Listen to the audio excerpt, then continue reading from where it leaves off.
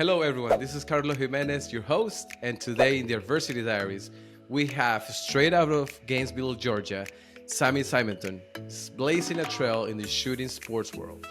Under the wing of the legendary Craig Hancock, she's transformed a local talent in ski and trap to an international sensation. With her unbeatable spirit and as a proud member of the U.S. Army Marksmanship Unit, Sammy's journey is packed with excitement, resilience, and jaw-dropping moments. She has faced and overcome countless setbacks, turning challenges into triumphs. Get ready to be inspired by her thrilling story of perseverance and victory. Sammy, Sam, we go by both. Thank you so much for your time, and we really appreciate you for having you, for being here with us.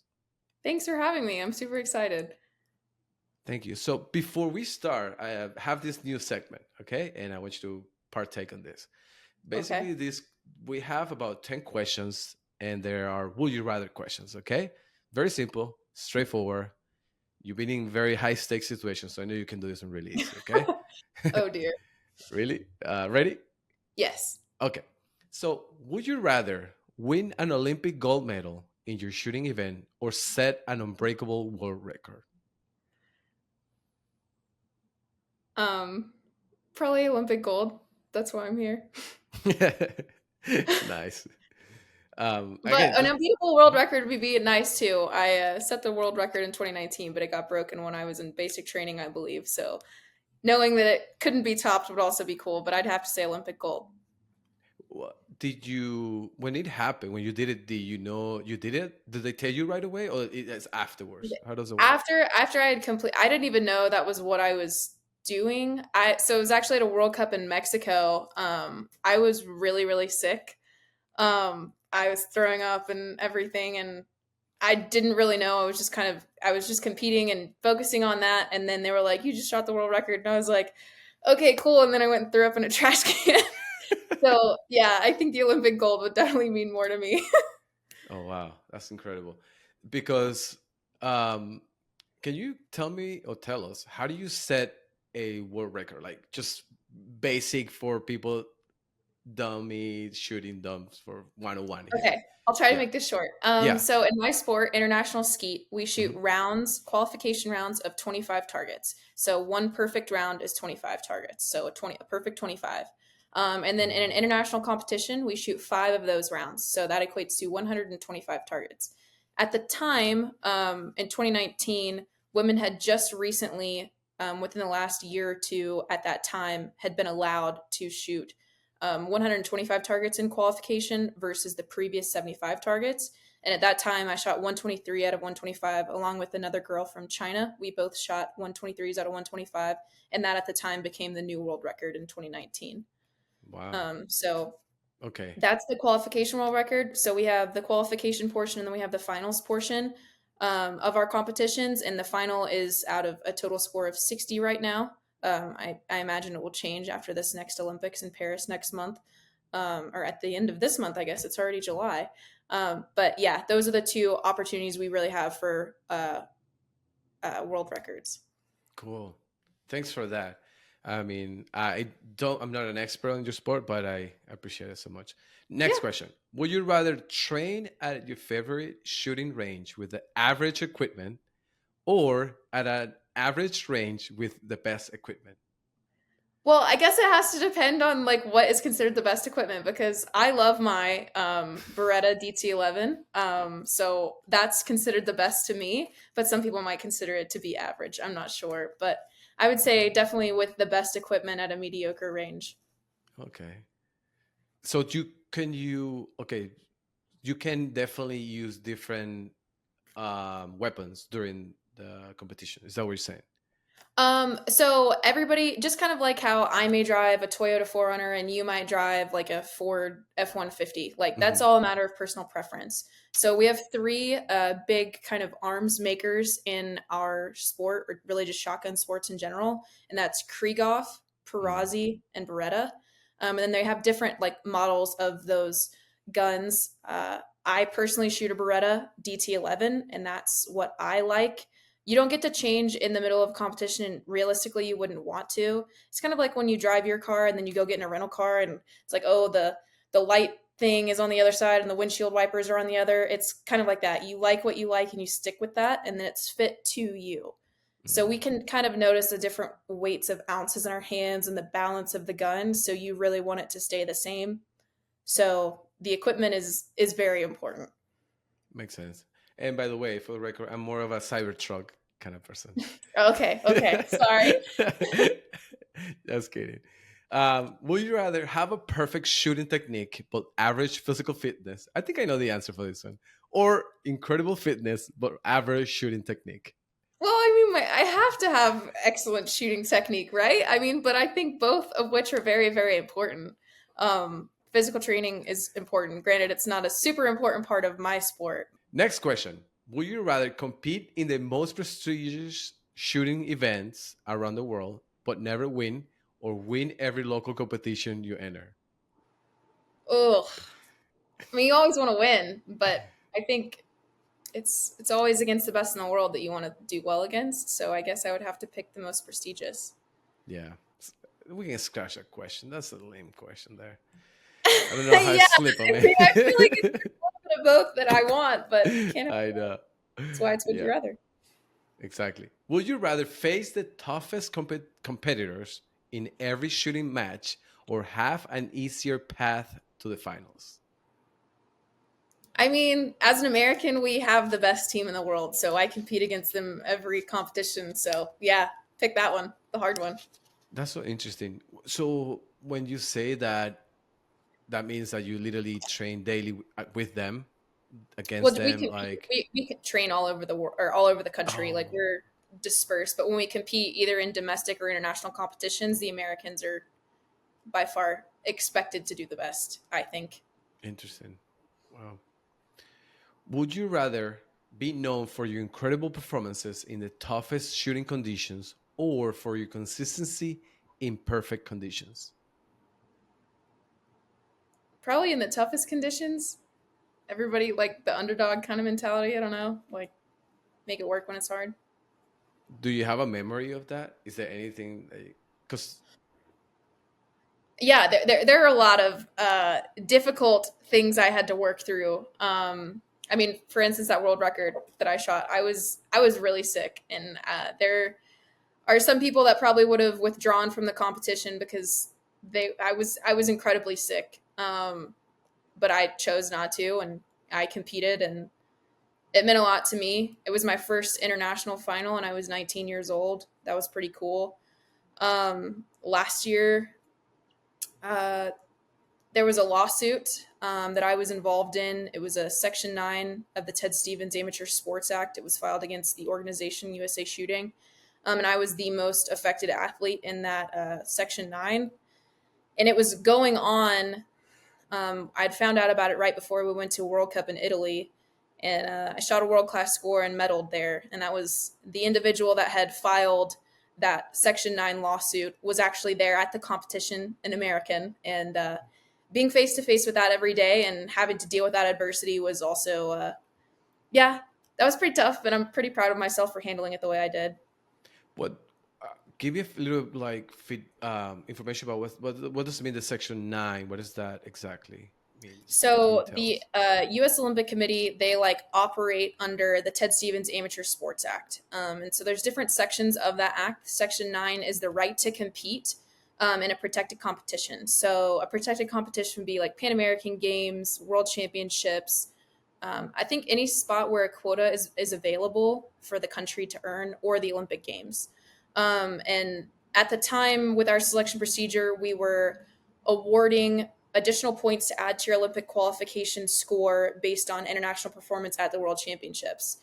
I had made the 2023 World Championships team after earning additional points from my performance at the 2022 World Championships, where I won the quota for the United States to compete at the Olympics in Paris. There was an individual that was displeased with the outcome, it so appeared, and tried to have the points stripped because it would have negatively impacted her if I had earned more points. If Wow. that. makes sense. But yeah, the Section 9 is the right to compete. And she was basically stating that because I was given those points, that it was depriving her of an opportunity to compete in that protected competition. And that's something that the USOPC takes very, very seriously.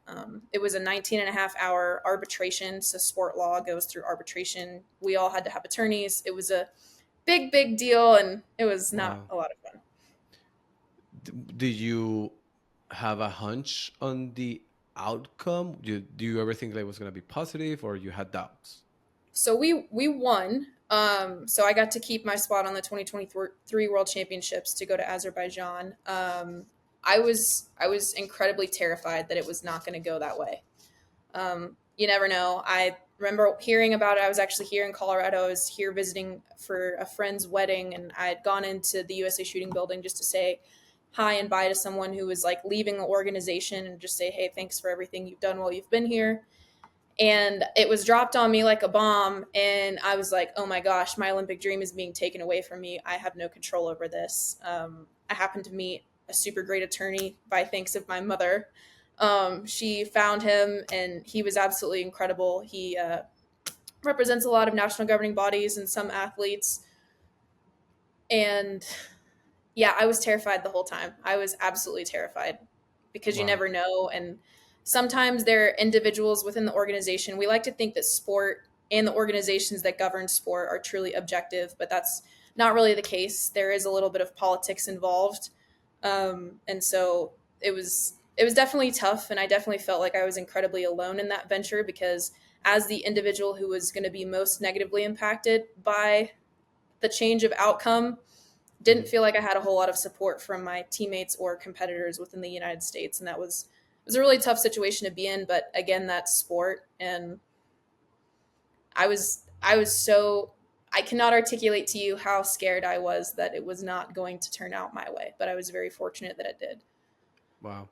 We're definitely gonna come back to this Yeah. next segments, because I really want to dig into that a little bit more. But we have two questions left here. Okay. Okay, so Maybe an easy would you rather? Like, would you rather have chocolate ice cream or vanilla? no, that's too. You see, this is why we have to do good research to get good questions and good answers. Next, would you rather have every shooting match be a close finish, or win each match by a significant margin? I mean, everybody wants to have that like breakaway, runaway win, but I think when it's really close, like the pressure is on. It's just a juggernaut the whole time, and I maybe when it's, but like I don't know. From a standpoint of just the like exciting, like exhilarating pressure, I'd have to say make it close, because that's like when a horse in a horse race runs away with it, it's like, well, that was fun to watch. Or like Mhm. basketball when it's just like they're up over 20, like make it close, make it close. So you like to feel that adrenaline? Like, have you been, first of all, have you been in that situation with like 1 point over in Oh each yeah. other's? Oh yeah. Oh Yeah. yeah. I'm a frequenter of that position for sure. Do you search for that? It just happens to me. It's like, this is my I life. don't think you actively seek for it to happen, because in the moment you're like, "Oh my gosh, I just want some relief. I want to feel secure that I'm not going to get eliminated. I just." But then afterwards you're like, "Dang, it's over. I want to feel it again." So it's definitely like I don't want it right now, but dang, I wish I could have it again kind of And feeling. in that moment, do you how do you manage a little bit of the nerves? Like, is there anything you do? Like, all right. Um yeah, I think mentally for me, I think it's a different battle every single day of the competition or competitions. Like sometimes am I kind of just like pick myself up over my shoulder and like, come on, let's do this. And sometimes I have to be like a drill sergeant with myself. Sometimes I have to be a little bit more like, come on, you can do it. So the nerves thing, something my coach Craig Hancock used to always say was like, recognize the nerves and like say like, all right, come on to me, like you're here, we're here to work together. Because the nerves, recognizing that the nerves are there, it's not a bad thing. I mean, I really, really look up to Michaela Schifrin, and she was like, striving for not being nervous is about the stupidest thing you could ever do, because it's always going to be there. You just have to kind of put it on your back and keep going. Wow. So what are things? So exactly when you say like, okay, let's say one day.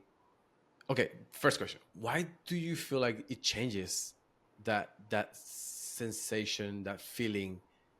What is it I wish about it? that's $1 million question, right? If I knew, I would fix it. Yeah. Maybe it's just like the mentality you're in that day. Like, I don't know if you ever wake up and you're like, man, I'm just kind of mad today, or, I'm just super happy today, or I don't know if it's because we're females and we have all these emotions or whatever, but it is different. But the key in all of it is being able to recognize, like, hey, I need to show up for myself in this way today. Like, sometimes it's just getting through training is like the hardest thing ever, or just making it through a singular round in a competition is like, okay, that was my hard work for the day. So just recognizing what you need each and every day as an individual moment is definitely probably the most important management tool.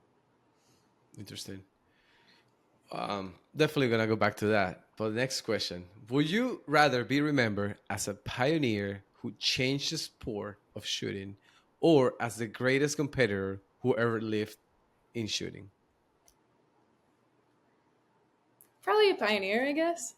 Yeah. I What don't what know. what is something that has anyone been a pioneer? I think there's what's the name of the lady? I don't know in the U.S. that's super famous. I'm sorry. I don't know much No, information no, on this. no, it's okay. Her name is Kim Rody. They're right. That's right. She is Yes. a pioneer. Is that what you describe as a pioneer? I would say she's the equivalent of Michael Phelps of our sport. There we go. That says it all right there. Yeah. Would you rather have an impeccable aim but struggle with focus, or incredible focus but Incredible occasionally? focus. Incredible focus. Not even a question. Not even a question. It doesn't matter. Nope. Focus. Okay. All right. Well, there you have it. These are your 10 questions that we just did. But it's been really interesting to hear from you, and I think we're gonna dive a little bit more into some of these things that I'm like, I wanted to get more out of you. But just I feel like right now when people do get to know you a little bit, and I know you are from Georgia, right? Hmm. Gainesville. Yeah. Yep. And Gainesville, yeah, Georgia. tell me a little The bit. How chicken do you capital of the get? world. There we go. Tell me a little bit. How I know you've heard this question many times, but how do you get into this sport? Like, who was there for you? I mean, your mom, dad, brother, sister. I don't know. How was it? Yeah, so it's, I guess, rather interesting. My parents, I grew up hunting and fishing. We had a farm, so I grew up hunting there. And then I was in eighth grade, I went to a private school, K through 12 school, Lakeview Academy in Gainesville. Um, they were a member of the Georgia Independent School Association, which is like for the private schools in the state of Georgia. They were talking about having a clay target league, for American skeet trap and sporting clays, and an administrative like member at Lakeview asked me if I would be interested in being on the team, and I was like, of course, I would love to. That sounds really cool. And then I guess that same year, a family friend of ours had passed away, and at his funeral, my dad either met or rekindled a relationship with a friend whose son was also shooting and had just started shooting international skeet, with Craig Hancock, in Georgia. So it just kind of all meshed together. I started American in 2000, in the fall of 2013, which was my freshman year of high school, and um, I started shooting international skeet in 2015. My parents were definitely my biggest supporters, and probably still are. They financially bared that burden of buying the gun, buying the ammo, the coaching, the training, the travel, all of that. And I really appreciate that they did that for me, because it was certainly underappreciated by a 15-year-old girl. But yeah, that's kind of how it all started. Wow. So do you feel that having that support, like you said now, your family, parents, it was imperative for you to be where you are right now? And second question to that is, can you tell us who is Craig Hancock for those that doesn't know of him well? So Craig Hancock, he was the father of three-time Olympic gold medalist Vincent Hancock. Vincent, or Vinny is what everybody calls him, just made the Olympic team, so he will be in Paris in pursuit of another gold. Craig lived in Eatonton, Georgia. He unfortunately tragically passed away last November, I believe it was, rather unexpectedly. It really sucks, losing your coach before the second half of Olympic trials. But yeah, having that support system of my parents was incredibly important, whether I appreciated it or noticed it at the time. They were definitely always there for me, and Craig was too. He stayed my coach for the entire basically decade I've been doing this. And there are a lot of things that he taught me that I will carry with me forever, even outside of shooting. So the support system is very important. Yeah. What's now weird question I have. What's the most unusual piece of advice he's given you that you surprised that worked and you still like use it? Okay, this is a little weird, I guess. Exactly. But it's hard to explain if you don't know anything about shooting. So when we shoot, right, like we have our gun kind of in a position and we're waiting for the target. And so when we're waiting for the target to come out before we call pull, we call that our hold point. So just kind of like the little holding spot where we have our gun getting ready to make the movement. You like to have that in a really specific spot everywhere you go. But different backgrounds and things change that. And so sometimes it's really hard to figure out, okay, well, this is where I usually hold, but it doesn't really feel like it's working here, so I should move somewhere else. Mm-hmm. Craig intentionally made me hold in the wrong position sometimes, which seems like ludicrous. But the thought process was, I'm teaching you that you can have confidence that even if you do this wrong, you have the ability to correct it in the moment and make it right. So sometimes when you're at a competition and you can't find your hold point, or, it's like, this just doesn't feel right. It's like, okay, just commit to this. And you do it and you're like, okay, I have the confidence in knowing that I can make this correction regardless of where I'm holding my gun. And I think that one, I remember Craig telling me that and I was like, this man is crazy. And then I did it. And then 6 months went by and I was at, I think it was at a US selection match, and I did it and I was like, I'll be damned. He's right. He's totally right. So. Wow. Is there any similarities from that philosophical coaching, correction to your life that you can think of? I'm like searching for something, but on the spot, no, I can't. This is embarrassing. I should have totally thought about this beforehand. I feel like there are applicabilities. Actually, when I took my first snowboarding lesson, I don't know if it's okay if I curse on here, but for all intents and purposes, I'm going to just say this. So my snowboarding coach said, commit or eat shit. He was the instructor, and it was learning how to turn, like doing the toe side and heel side turns. And I was just continuing to fall. And he was like, because you're not committing. So it's kind of like, whatever you're doing, you better do it all the way. So with shooting, like, if you're going to call for the target, you better be ready. If you're going to move to the target, you better make it like a decisive movement. If you're doing anything in your life, like, commit to it. Like, don't ever do it halfway. So maybe, I guess, like, they all have their way of piecing that together.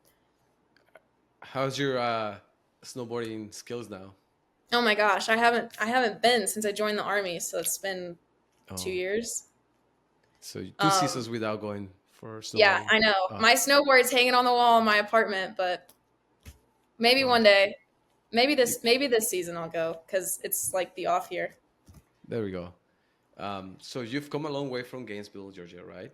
And what's the wildest thing you've missed about your hometown when you're competing internationally? Not a dang thing. Really. First, this is gonna be something. No, okay. At first, 17-year-old me, when I moved out here to the Olympic Training Center, I hated it. I was like, nope. I wanted to go to the University of Georgia. I wanted to do all of this, and I remember making the decision to come out here, live at the training center, and go to UCCS, University of Colorado at Colorado Springs. And I was like, this is terrible, but this is what I need to do. Like, I need to do this if this is what, like, I want to make this Olympic thing happen, so this is what I have to do. I have to give up these things. And that part sucked. I hated that. And I was not homesick, but I was just like, this isn't where I want to be. But if I could go back to 17-year-old Sammy and be like, shut up, this is fine. You're going to love this. You're never going to want to leave. I was so sad to leave when I joined the Army. Granted, joining the Army was the best thing I could have done for me, but Colorado was Why? great. Opportunity. So at the time, it was 2021. I didn't make the Olympic team in Tokyo. Being an Olympic alternate, I don't know if it's like this for other Olympic alternates, but at least in shooting, it was just kind of like, okay, you're first irrelevant. You lose your funding, you lose your support, don't have sponsors. COVID happened, so we weren't attending any World Cups, so I couldn't get any clout to my name to get a sponsor. Wasn't sure where my ammo was coming from. Everyone else left Colorado Springs, so I was the only shotgun shooter here. It was just kind of like, this isn't great if I want to get better in order to make the Paris team. So I need to figure out something different. And I went down to train at the AMU, Army Marksmanship Unit, and had a friend kind of nibble on my ear and say, you should do this. And I was like, no, you're crazy. That's weird. I would never. And then, kind of saw the writing on the wall that if I really wanted to make this Olympic dream happen, that this was the new step I needed to take in the right direction to have support. Because like you had mentioned earlier about the support system with my parents, it's vitally important for people's success if they have like the opportunity to be supported. Like knowing I was going to be getting paid, every competition I was going to be funded, supported. I was going to have the access to coaching. Someone else was paying for it. Like all of that was really wonderful. And I wanted someone to believe in me the way I believed in myself, because I knew I could be the best in the world. But in that moment in 2021, it was like no one but me knew that. So being first alternate, obviously, I work with other Olympic athletes, alternates, and it's like, what was going through your mind when you knew you were gonna be first alternate? Did you travel with the team at all? Or you stay all the time in Colorado Springs? Did you go to Tokyo at least to be with them, or not really? So we had our Olympic trials. The Olympic team was decided March 8th of 2020. We were supposed to be going to a World Cup in India a few weeks later, but COVID like really hit the fan like right as we were leaving that competition, and like the whole world shut down. So we didn't go to the World Cup in India. Nothing happened. I didn't touch my gun for like 4 months. I was like, I Wow. hate this. This sucks. I mean, the Olympic pursuit is unlike anything you could explain to someone who doesn't understand. Because it's like, oh, I didn't get the job I applied for. Like, no, it's not the same. You didn't give up your life to do this. You just applied for a job, and maybe it meant a lot to you, but that, ugh, it sucks. Like knowing you're not going to do the thing that you said you were going to do, that you wrote down in your journal, that you worked really hard. It sucks, but I'm not the only one that shares that sentiment. There's probably a lot more Olympic alternates throughout history than there are Olympians, and yeah, it sucks.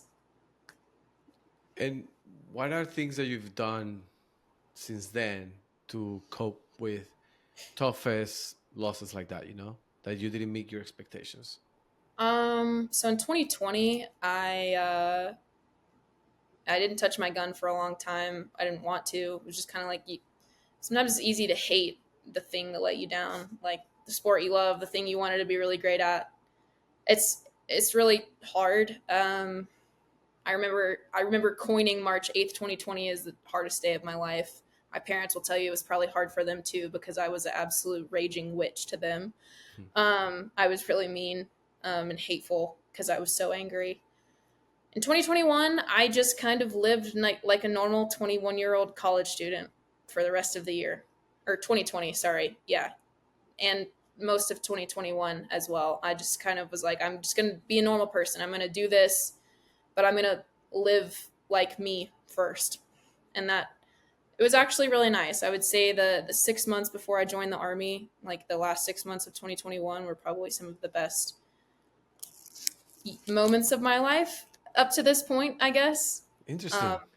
Wha- How so? I made some of the best friends that I've had in that time. I learned a lot about me.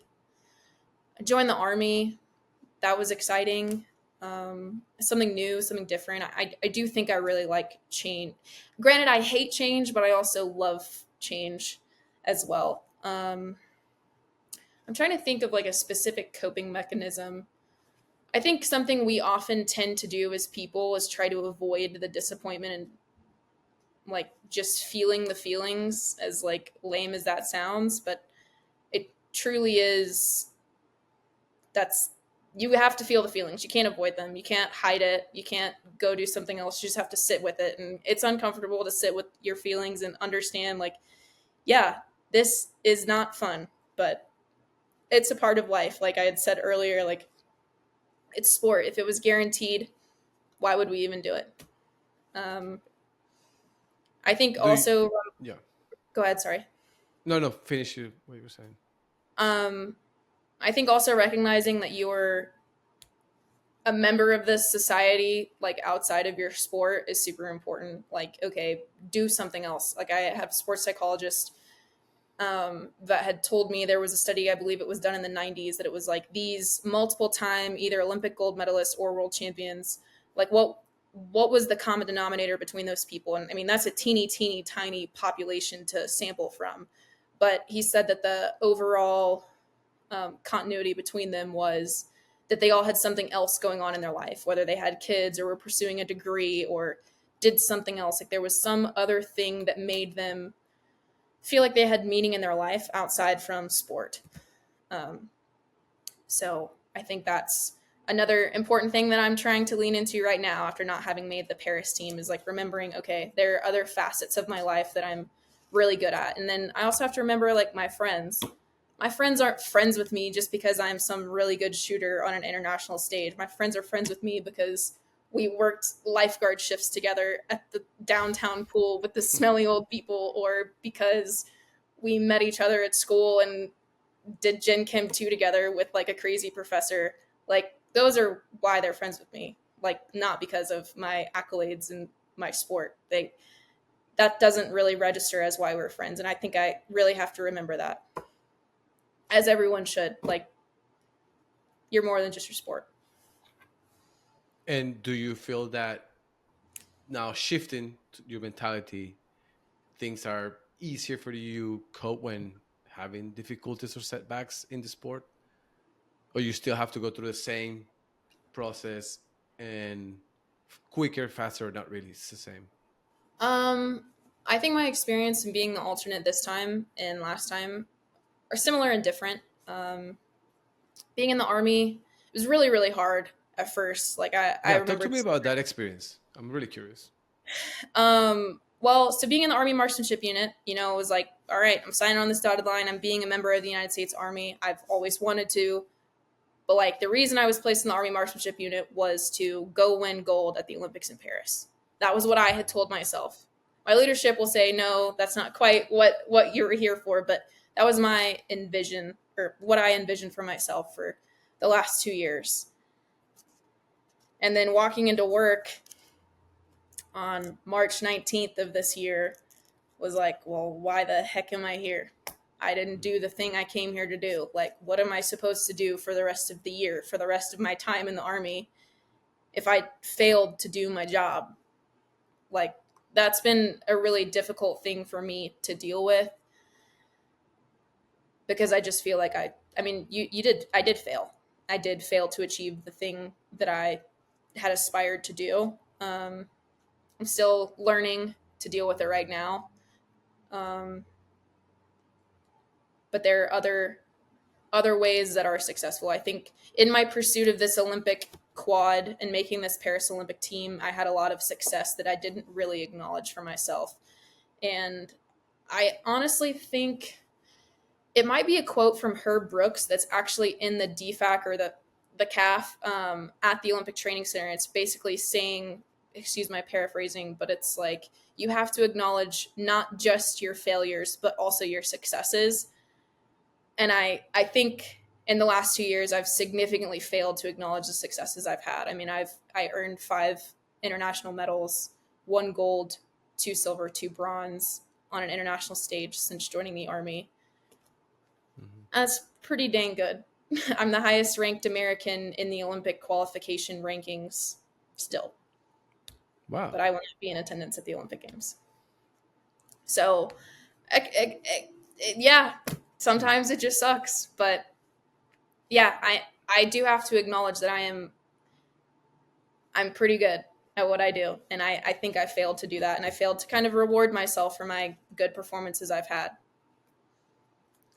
And going back to the army, so how was the training, the process for you to be accepted, or how does that work? And So how to join was the the army, training really hard, difficult too, or?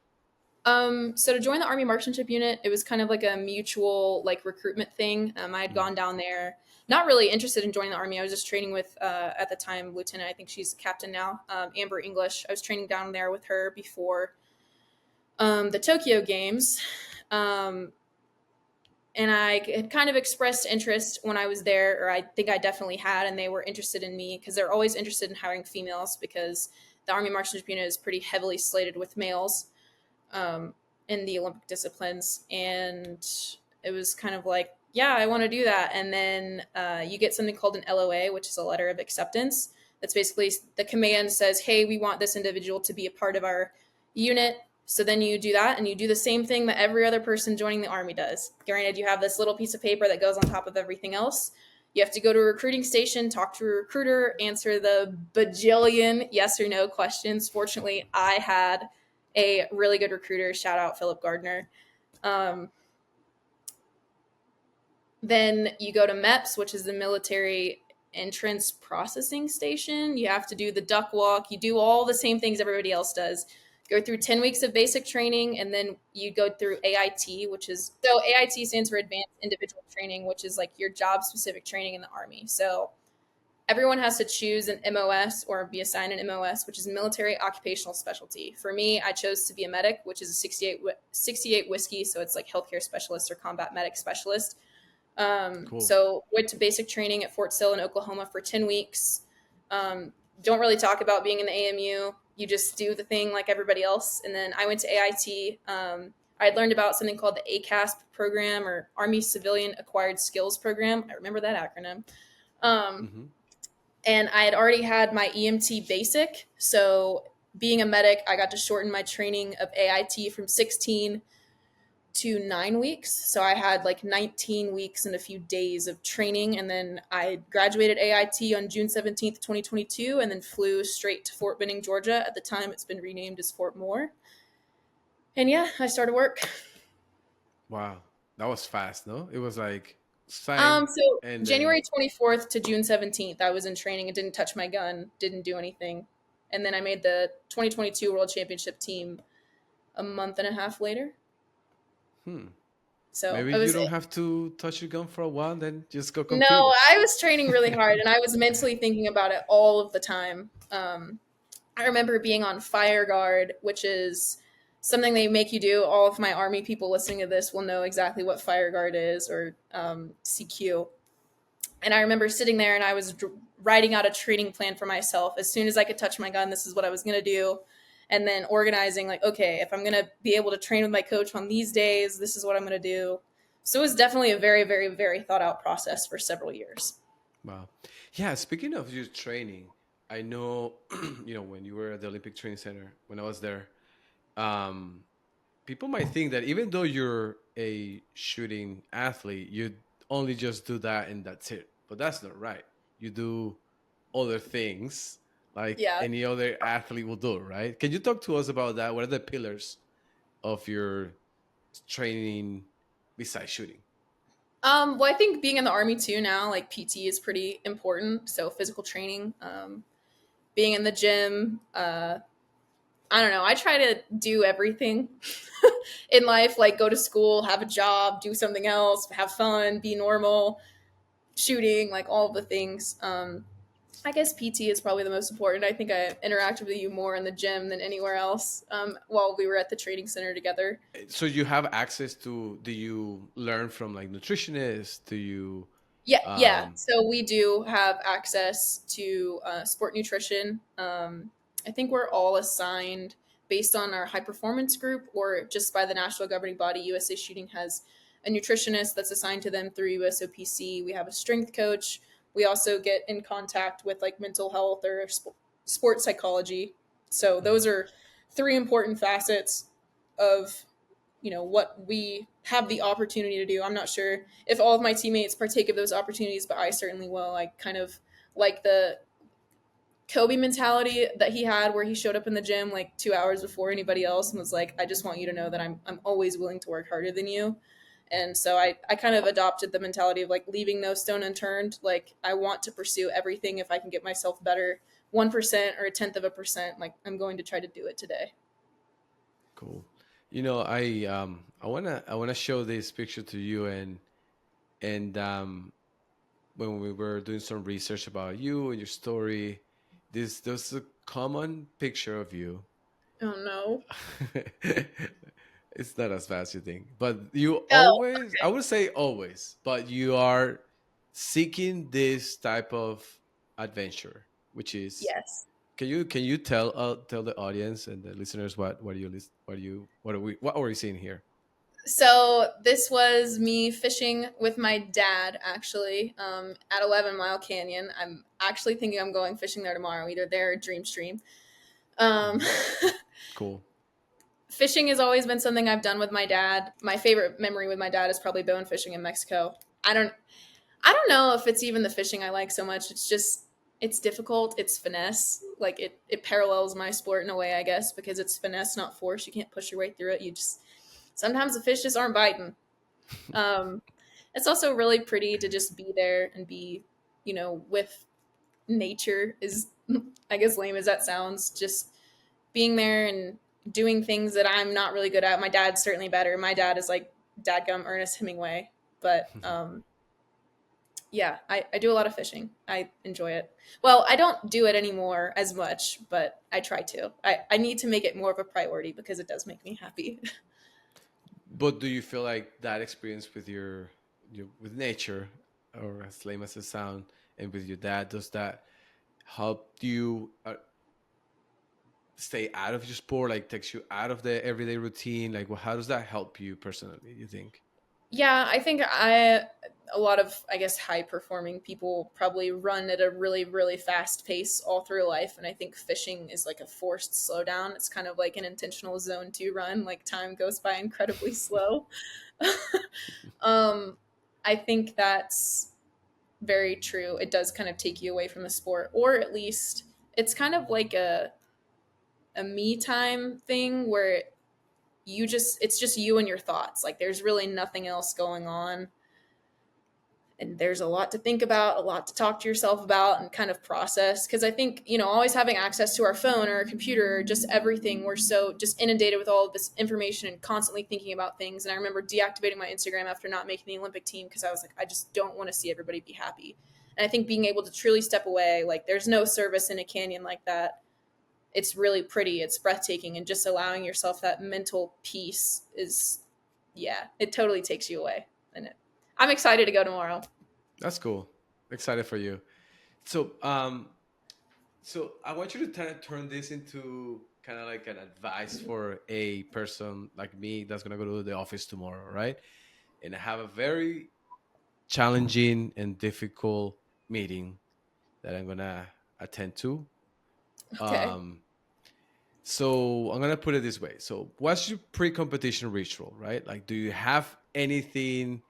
Is there a song, snack, superstitious that you absolutely must have before you hit, your competition to set you for that event? Yeah, I have a little bit more. Like, I try to say I don't have any superstitions, but maybe I do. On the day of the final, I always wear the same T-shirt.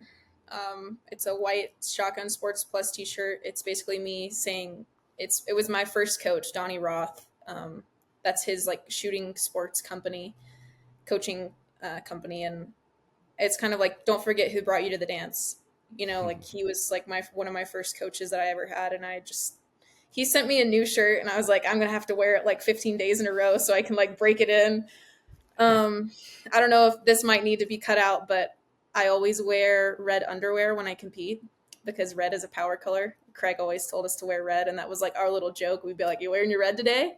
Um, so that was And that was something that can be like concealed. So like in competing for the Army now, like I have to wear my Army uniform, but I can still wear my underwear. Hmm. But yeah, I guess those two things are my superstitions. I don't really have. I try to read books or watch movies on my phone, because it reading a book and watching a movie is like a way to totally escape. Like you don't have to talk to people Hmm. and just like let yourself go somewhere else, because I think that's important, because I will get so laser focused on what I'm doing like in shooting sometimes, and sometimes you just got to step away. So that's shooting or reading books and watching movies I do as well, especially so in what we do. I told you we shoot our like 5 rounds of qualification. That's over 2 days. And you shoot one round, wait several hours, and then shoot your next round, another few hours, and then shoot your next one. So it's kind of a really long day, and you have to turn it on and turn it off. And so movies are a great way of just getting through that time. Cool. So basically, I got it down. So if tomorrow when I go to the meeting, I have to wear something that, This is supposed to relate to your meeting. Oh, yeah, geez. I mean, it's still like I could wear something, an underwear that I don't know. that gives me confidence. I just totally made that about me. I didn't really. I should have related it back to what you can do. No, about what people can do if they have a stress event the next day. Well, so I mean, those actually really good advices, don't you think? I Yeah, don't know. Maybe it works for me, or sometimes it works for me. Sometimes it doesn't. I think it does. I think it will. So I have those two things. So something Or that maybe if the meeting is long and drawn out, and like this is something I remember, like when we were getting punished in training, it's like you're doing push-ups, staring at the ground. I was like, they have to feed me. This isn't gonna last forever. Like whatever, just make it to the next meal. That was some advice somebody gave me, and like it's true. Like it's literally it is impossible for it to go on forever. It will end at some point. So just like yeah, that's another way to see it. I don't know yeah. if we're gonna I don't know have. if this is cool or not, I but don't know if my boss will. I don't know if anyone's bosses in an office will have you do push-ups, but maybe looking at the computer for a long time, you're like, whatever. Tomorrow is another day. Just gonna yes. get through this one. There you go. All right. So I know that every setback offers a lesson, right? Even though it is tough to see it at the moment, right? Looking back, what was the most impactful lesson you learned from a major setback? I know we talked about it, but I want you to give me like one or two things, and how has it shaped your approach to both your sport and life? And I feel like there's a setback. Like there's always some sort of setback that has happened in a recent time for me. I I don't know. Like it's always a new lesson I feel like I've learned, and sometimes I just get really tired of learning. Like for once I just want to be like not learning. Um like after not making the Olympic team the first time in 2020, I remember seeing a quote and it was like, you are strong enough to start again. Like, and sometimes like me joining the army, like it was a good opportunity, sure, but right before I joined the army or right before I shipped to basic training, I gave up the opportunity that I had earned to compete in I think 6 World Cups. So it was really hard to give that up and see other people. Um, like I would get my phone like once a week or whatever in basic for a few minutes, and I would go on Instagram and see like, oh, so and so won a medal at this World Cup, which great, awesome for them. But it's like, dang, I gave that up. That sucks. I could have been there. So giving up the good to be great was another lesson I had learned. Also, like everything in life is a trade off. Like if you want to be the best at what you do, you have to give up some things, whether that be staying up late, going out to parties with your friends, or whatever. Like there are things you have to give up. And actually, a old friend had shared something with me, and it was like a quote by Leonardo da Vinci, and it was like sophistication is the or simplicity is the ultimate sophistication. So it's basically like the pyramid. Like my high school cross country coach was like, okay, you have all of these things at the bottom, but in order to be the best, to get to the top of the pyramid, you have to narrow down to just one thing. And it's easy for me as a person who likes to do so many things to say, okay, I can do all of these things, but in reality, you can't. That was another piece.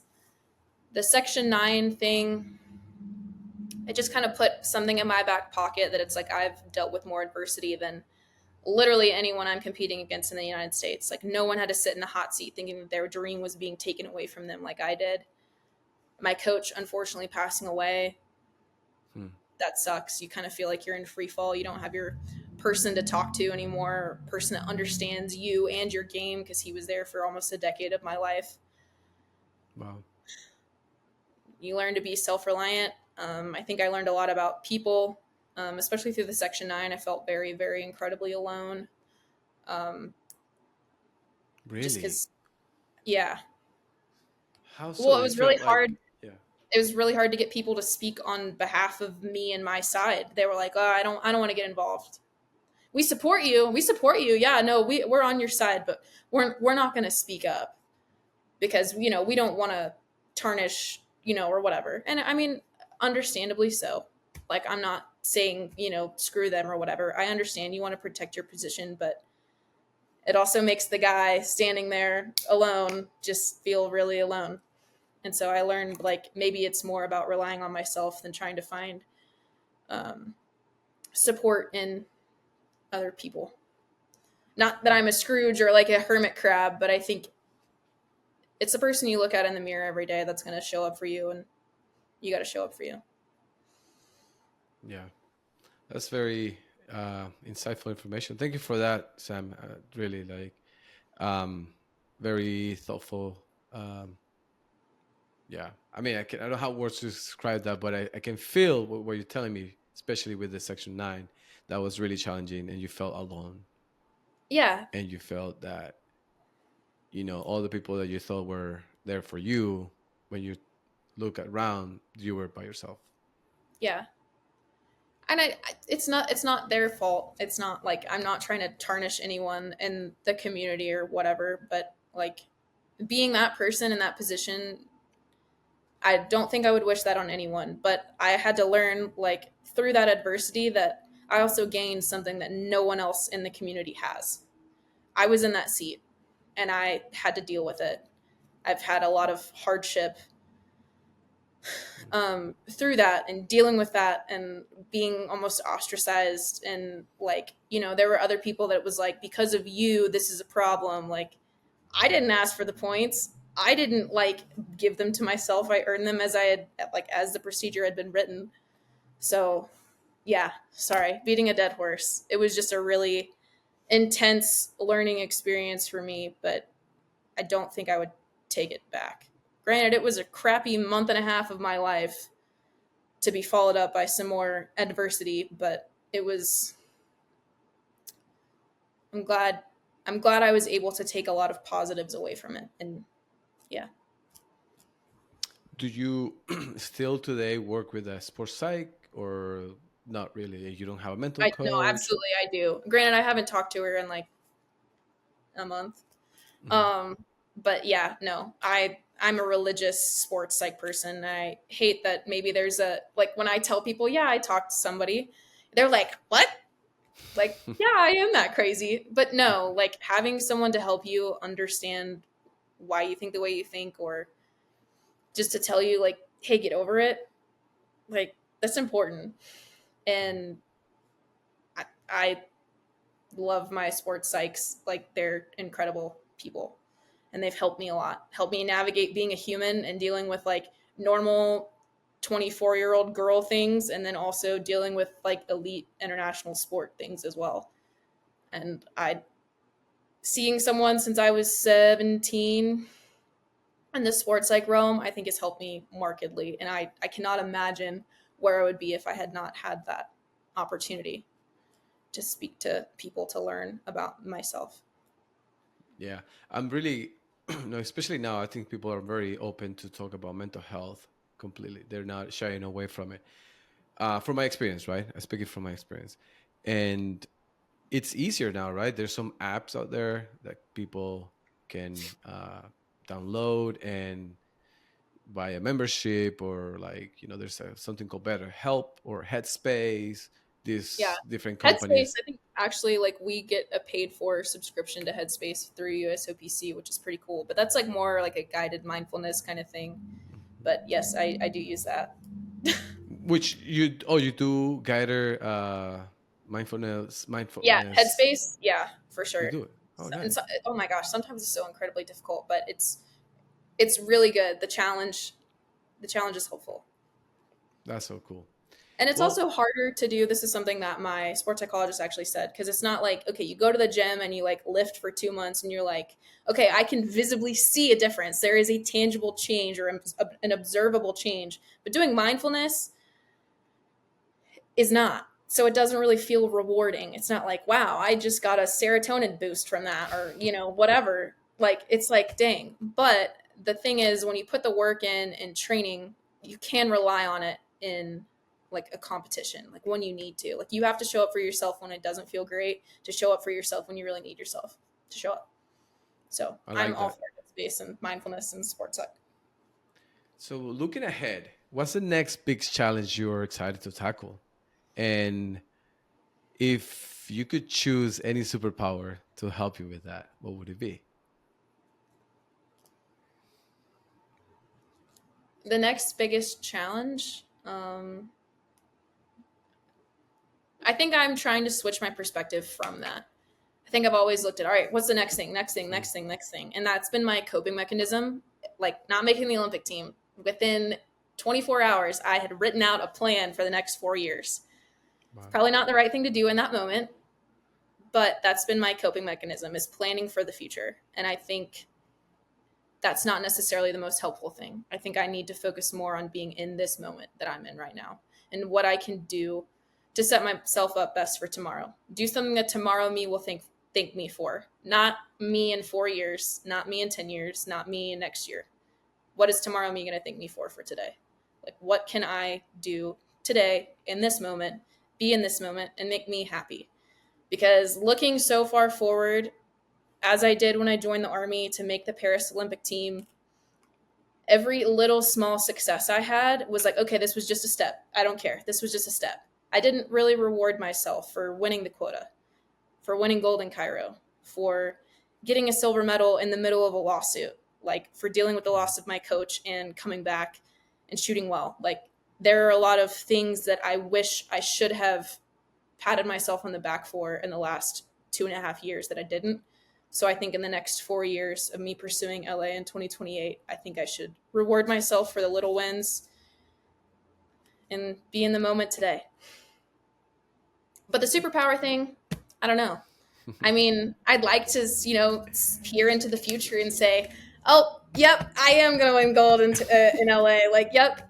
But I think that would take away from like the piece of life that is the important part. So a superpower to not have a power, to just be, I think is where I would be at.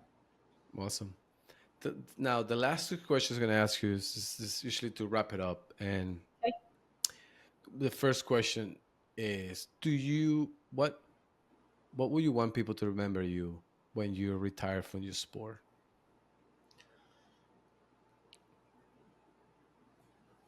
Um, I don't know, that I found a way to make it work. Like, I feel like I've dealt. I mean, everybody deals with adversity, but the Colorado thing didn't work out. So then I joined the Army, and then it's like, that didn't work out. Your coach died. You went through a lawsuit. Like, there were a lot of things that have happened that have kind of changed my path a little bit here and there. But it's like, I've always found a way to persevere, which this just totally sounds like I'm blowing smoke up my own butt. Like, that's not what I'm trying to do. But I don't know. The pioneer mentality, I'd like to have that. Like, yeah, it doesn't matter. Like, just keep rolling with the punches, keep moving forward. Like, that's what we're here to do. Cool. I like that. Last one. What would you tell yourself, knowing what you know now, when that young girl in Gainesville, Georgia? Pursuing shooting? Mm. For the first few years, I'd probably say you're like not where you want to be because you do what you feel like doing, not what you should be doing. um, but I think, honestly, I just say this is going to be tough. It's going to be really tough, and you're going to. I don't know what I would say. It's going to be hard. I I personally feel a little bit of a struggle, honestly, by saying it's going to be tough, but it's going to be worth it because I haven't found that pearl of it's worth it yet. But I believe it will be because I every time I see someone qualify for the Olympics in another sport, whether it be someone I know, a friend, or just someone I don't know that I've watched, I get this little feeling of like, dang, that makes me really happy. And I want to know what that feels like for me. And I think I would just say it's going to be tough, but don't lose sight of that because this is what you want. You know you want this. Love it. Sam, well, thank you so much for everything you shared with us. You gave us some great advices on how to cope with stressful meetings next day. You share your stories on how to cope with different situations, setbacks, a lot of more setbacks that, to be honest with you, Sam, I was doing a lot of research about you, and I just couldn't find a lot out there. It's always the great things. You won this, you did this. You know what I mean? But there's nothing that you do talk to us to is today. I was gonna able to find out there, um, which is, again, I feel that people like you that are pursuing greatness and doing all these things, sacrificing your years of life to qualify for the Olympics or whatever it is. It's always like that shiny spotlight, like that little moment that people will see in the headlines, but then they don't know all the little things that takes to get to Oh that yeah. point, you know. But thanks so much for that, and I really appreciate every all your insights, and I'm sure a lot of people learn a lot from this. I did. Tomorrow I'm gonna wear my red uh, tank top under my black shirt. But I really, really love talking to you, and I wish you always the best in your next chapter tomorrow, right? Not 4 years tomorrow, Yes. and I can't wait for you to what's gonna happen the next quad. Um, Yeah. Appreciate But it. one day at a time. Exactly.